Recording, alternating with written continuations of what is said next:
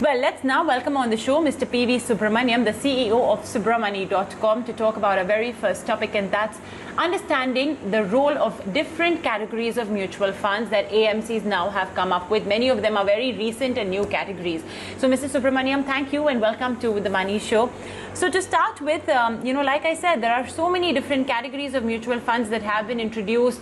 Your large cap and mid cap stocks, mid cap funds, their intent is very clear that they are going to invest in large cap and mid cap stocks respectively. But now you have value, dynamic, hybrid, arbitrage, etc.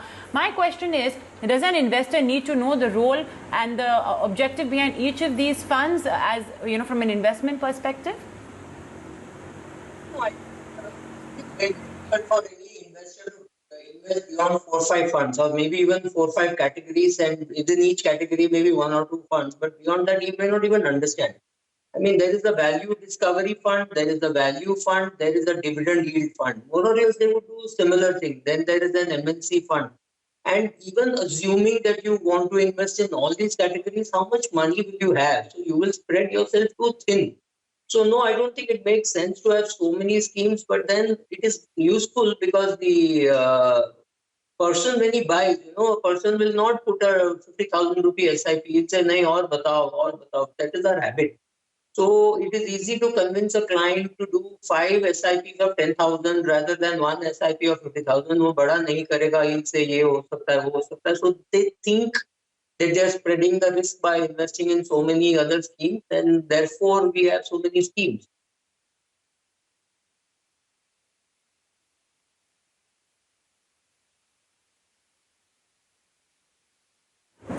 Mr. Subramanyam, I want to know what role do these categories play? I mean, do they serve in helping an individual perhaps meet certain specific goals? Yeah, see, Mubina, let's look at this.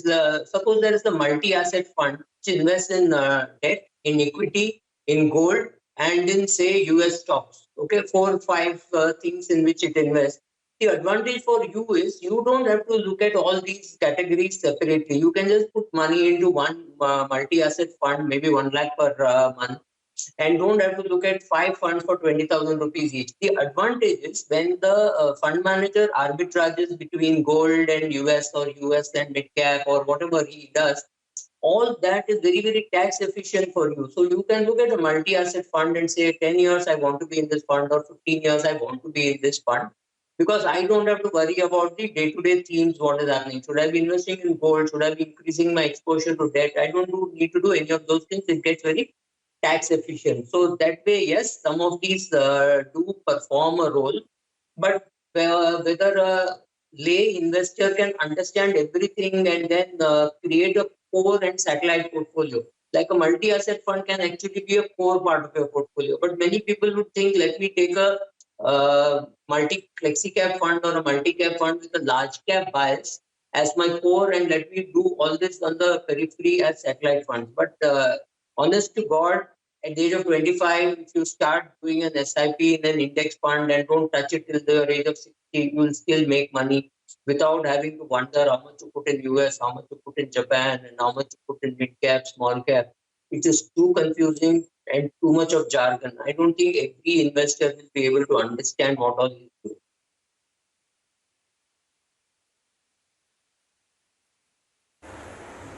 Okay, makes sense. So basically, even if you just have a plain vanilla mutual fund, a bag of simple mutual funds, some large caps, some mid caps here and there, it'll still serve the purpose, especially in the long term. But Mr. Subramanyam, then I must ask you, we often talk about the power of compounding, right? Do you think that these mix of the variety of funds that's offered, they help in adding some sort of an alpha to my overall returns that my portfolio generates? Because I mean, if I'm looking at it from the long-term point of view, even if, let's say, a more complex portfolio adds 1% more to my overall basket, long-term, the power of compounding, even that half or 1% can do wonders. Mubina, the challenge is to make you sit and invest for 30 years. That is the challenge, not that 1%. 1% is big enough for a 30-year period. It's the power of n, right? So n is in the power. So 1% also raised to n is 1 raised to 30. That is huge.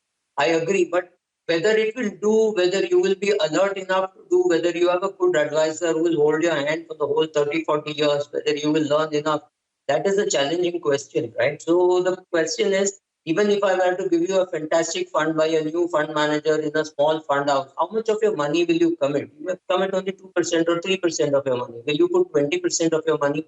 Answer is no. You will put 20% of your money only in a well-established fund, a big fund house, a fund manager known for a long time. He may not even generate alpha, but you will need all those, the assurances before you invest big money. So the question is really, I mean, even a small fund house will have 30, 40 schemes running. The question is, how do you make out how much to put in what? And if you put money in it equally, I can guarantee you will underperform the index. So the question is, what should you do? It's a difficult question to answer. However, the problem is people do not invest big money in one fund. If you go and tell somebody this is a good fund, he'll say, "हाँ मेरा 10,000 का SIP चल रहा है." He's basically looking for 10 SIPs of 10,000. He's not looking at one SIP of 1 lakh. That is the problem is from the buying point of view. So therefore, you need a lot more. Typically like the ad which said or dikhao. So people will not buy so easily. So you have to keep on showing them new magic. Therefore, NFOs and IPOs sell. So whenever there is an NFO, somebody will come and put a lump sum, somebody will do an SIP. People love this variety. So therefore, this variety. That's all.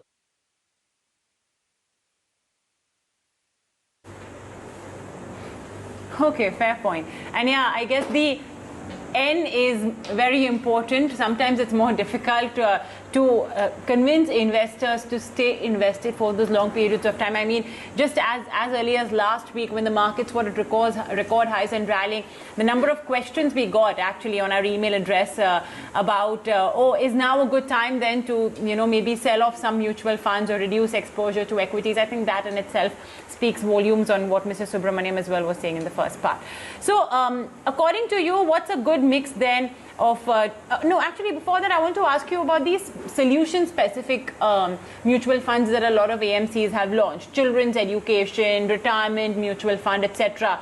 They sound very easy for retail investors as well. So would you recommend adding those versus maybe, the regular mix of large and mid caps that we usually recommend for education, retirement, etc.? What's your opinion on these? Okay, for somebody smart and alert like you, Mubina, I would say no, you don't need any of these funds. But however, there are very many people who will keep on touching the fund and saying, shall I remove this and, so what should I do? Whereas when they put money for a children's education, suppose there's a 3-year-old kid and you put money in that for the kid and you know that for 20 years he will not touch it. The husband and wife know very clearly that this money is for the child's education or children's education. Similarly, in a retirement plan, they know that this is for retirement. At least the clarity and direction is very clear. So therefore, they will not, monkey around with it. नहीं तो यही होगा कि अरे, like you said, my money has doubled. What should I do? My money has halved. They just want to remove it, right? So they will find some excuse to remove it because they think the market is high. So you ask them why you want to remove it. No, मुझे पैसा चाहिए. And 2 weeks later, they'll call up and say, should I invest in that sovereign gold bonds? Which means they have the cash sitting in their bank account. So they don't mean it, but they're scared. Hey, my 10 has become 20 or my 20 has become 40. What should I do? The challenge in the market is to sit tight and say, okay, it doesn't matter. Like, for example, when I started investing, there was no index. And then the index came at 100. And today the index should be something like 77, 78,000 on a total return basis. What should I do? Nothing. If I need money, I should sell. Otherwise, I should just sit tight. That is the whole thing. But 99% of the population can't sit tight, and therefore child plan and retirement plan and all happen. But they're good because it at least gives a sense of direction. It gives a lock-in. You can, there's a very nice feature. You can put money in a child plan and lock it for 18 years. So if a father-in-law who does not want the son-in-law to touch the money for 18 years, does that. He puts that money in the child's name, maybe 5 lakhs or 10 lakhs, and says, okay, for 18 years, till the child becomes a major, it is locked in. Similarly, in pension plans, it is nice to have a lock-in, says you cannot touch it till the age of 60. So you're forced not to remove it.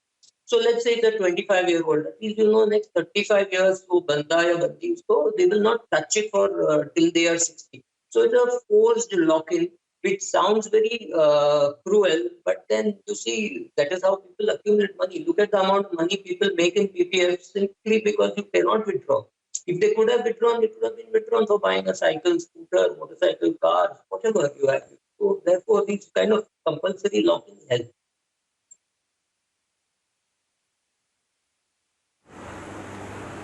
So for you then, Mr. Subramanyam, what is a good mix, simple to understand, a basic mutual fund portfolio then?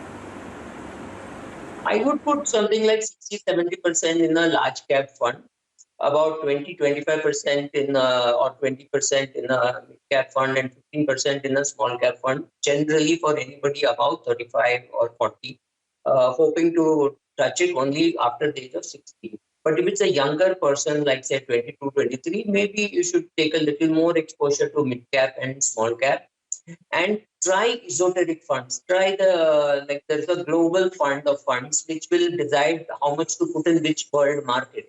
We know nothing about US market, Japanese market, or Chinese market. So this fund of funds will move money from one fund to other, do things like that. There are two such funds, one by PGIM and one by ICICI. These are esoteric funds, so you shouldn't be putting too much money. For example, if you're putting 1 lakh in your regular large cap, mid cap fund, then maybe you should try this with 5,000 rupees just to add some tadka to your portfolio. But this cannot be the core part of your portfolio. It has to be the satellite part of your portfolio.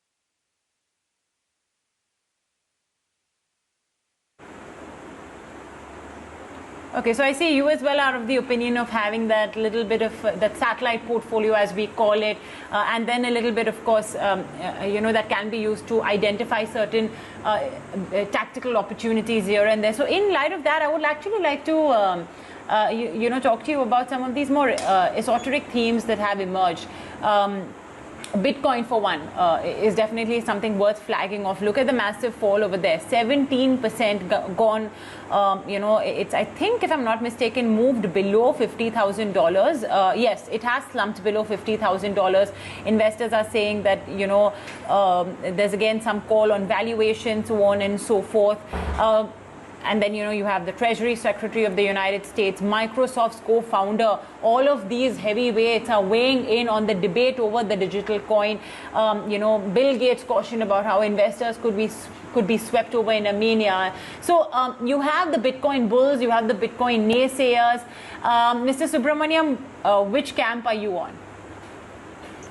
Okay, let me put it this way. A person with about, say, 1 crore net worth can afford to lose maybe about 1 lakh or maybe 2 lakhs. That is 2% of his portfolio. So you put 2 lakhs in Bitcoin, because if it gives that kind of sensational returns, that 2 lakhs can also become 2 crores or something like that. It can become something sensational like that. And if you lose 2 lakhs, yes, it is a bad loss, but then it doesn't kill you, right? So put a very small amount of money into something esoteric like this and wait. That's all what you can do. But you should also decide that if this becomes zero, I will not keep putting more money. Or you say, okay, 1,000 rupees a month or 5,000 rupees a month, I will do an SIP in Bitcoin over the next 5 years and then see what happens, right? So an amount of money which you can afford to lose is what you should put in Bitcoin, knowing fully well that even if it is lost, you will not lose sleep over it. And if it does well, like if it goes up 100 times or 200 times, your 1 lakh will become 1 crore or your 10 lakhs will become 10 crores, depending on your capacity. But the minute you write the check and you put the money, you should be willing to write it off. Then maybe Bitcoin makes sense. But if you get greedy and keep on putting more and more money into it, one day you will get wiped out. It's just like leverage. The more you leverage, the more great it looks when the market is going up, but the market goes down, you will be completely wiped out. That's the scare in Bitcoin.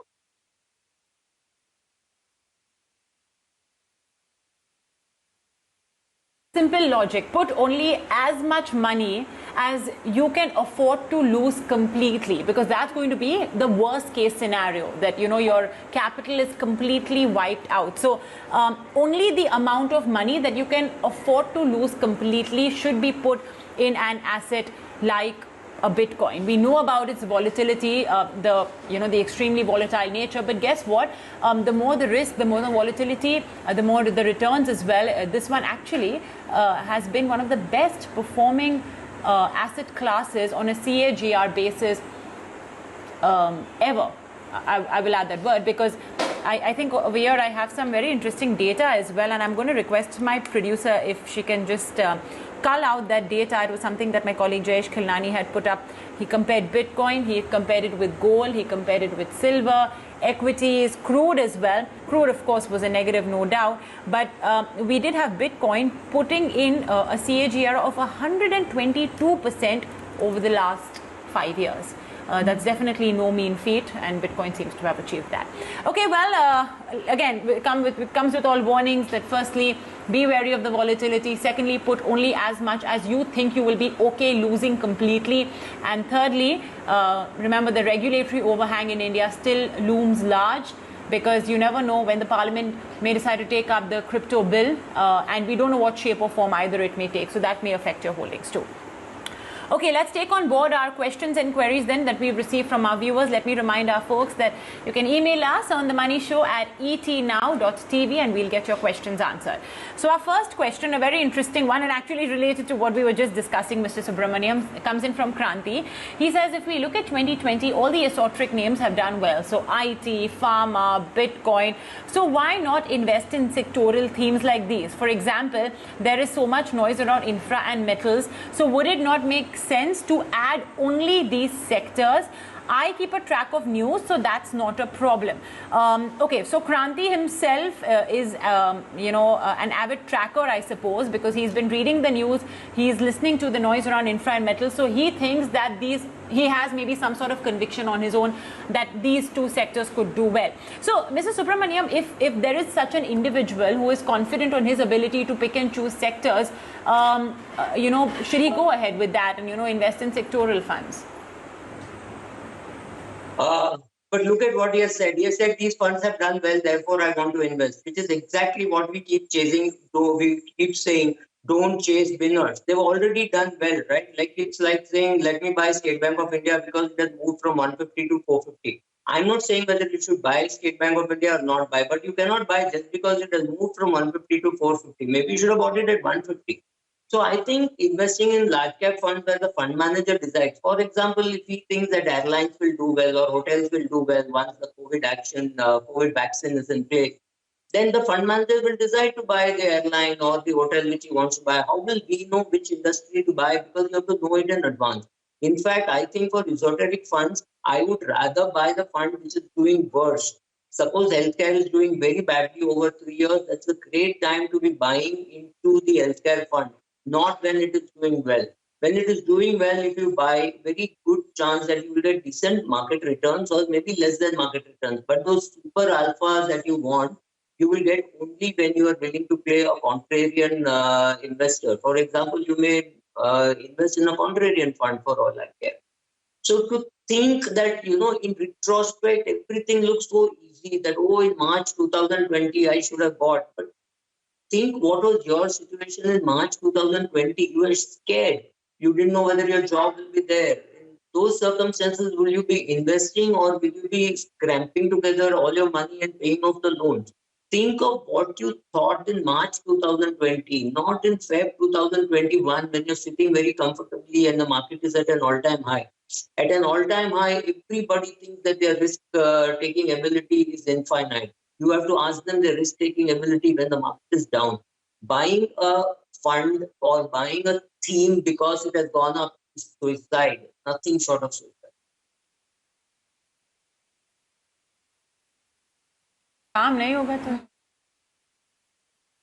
So there you have it. That's the word of advice from Mr. Subramanyam. In general, it's just best to avoid sectoral funds because that's, in a way, you will be then trying to attempt to time the market, and the best of the best have got that wrong. And for you guys who are busy in your maybe 9-to-5 jobs or your businesses, it's all the more difficult to keep track.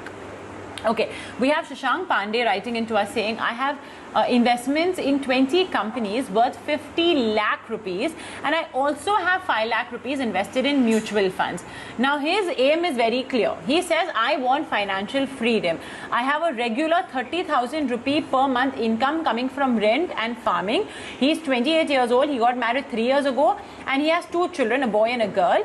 He's very clear. He says he wants to work only for another 7 more years. That's maybe till the age of 35.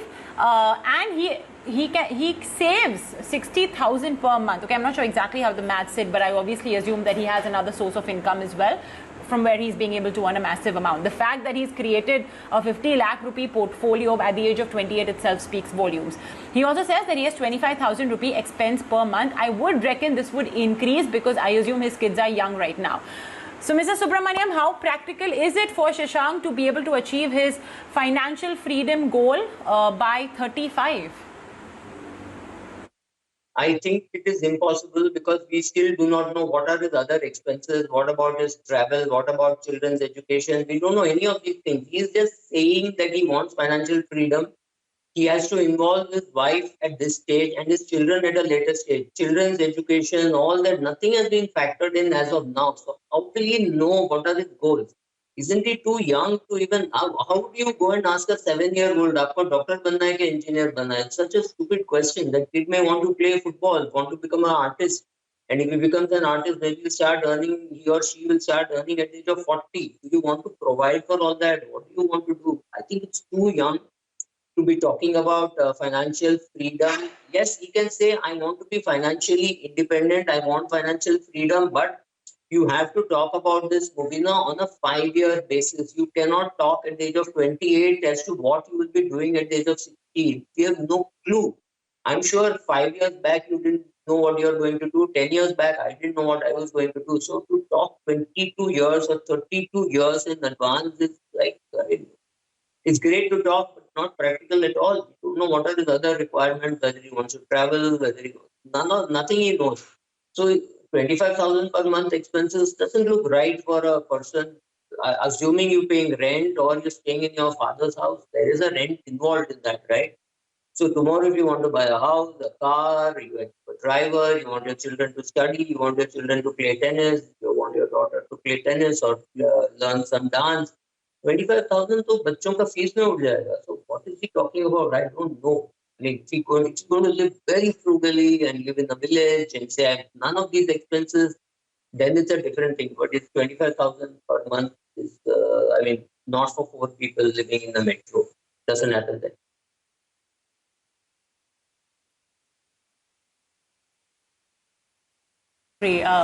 With petrol, especially the way it's trending, I mean, that's probably going to eat up a big chunk of that 25,000 expense itself. So yeah, it's too premature to be able to to really be thinking of that.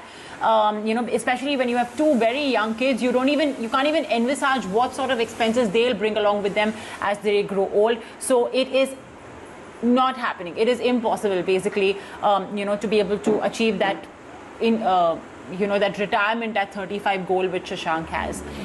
Okay, well, I think Mr. Subramanyam, with that, we're completely out of time. So as always, appreciate you joining us on the Money Show and, guiding our viewers out with their entire investment journey. Thank you. Okay, and with that, we'll take a very short break. Don't go anywhere.